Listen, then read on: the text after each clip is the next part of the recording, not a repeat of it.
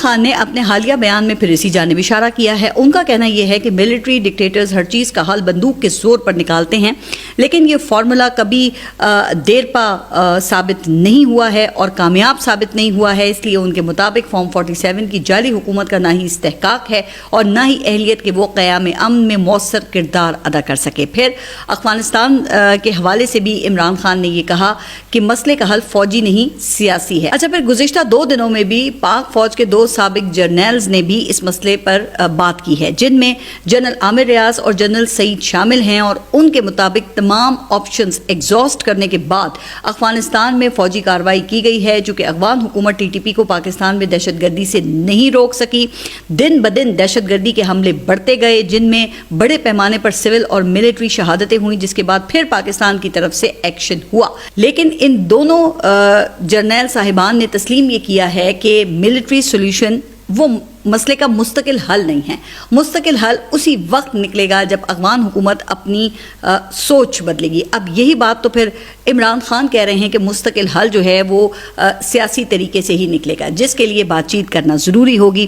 آپ دیکھیں کہ چین نے بھی مذاکرات کے ذریعے حل نکالنے پر زور دیا ہے. حالانکہ چین وہ پاکستان کے حق دفاع کے لیے ہمیشہ کھڑا ہوتا ہے، لیکن اس مسئلے پر پاکستان کے موقف کی حمایت میں چین کا ایسا کوئی بھی بیان سامنے نہیں آیا ہے. اسی طرح پھر سعودی عرب اور قطر نے بھی یہی بات کی ہے، جن کے کہنے پر اب جو جنگ بندی ہے اس میں مزید توسیع کی گئی ہے.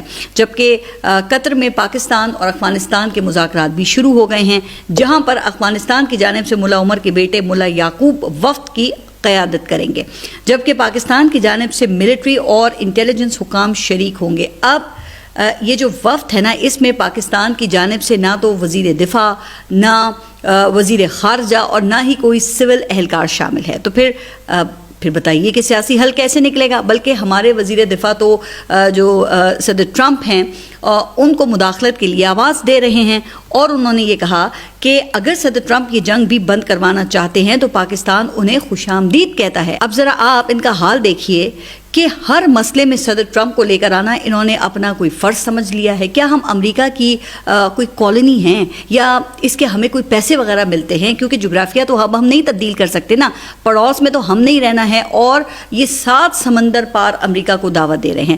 جناب، اگر ویسے یہ فیصلے بھی امریکہ نہیں کرنے ہیں، صدر ٹرمپ نہیں کرنے ہیں، تو آپ پھر کس مرض کی دوا ہے؟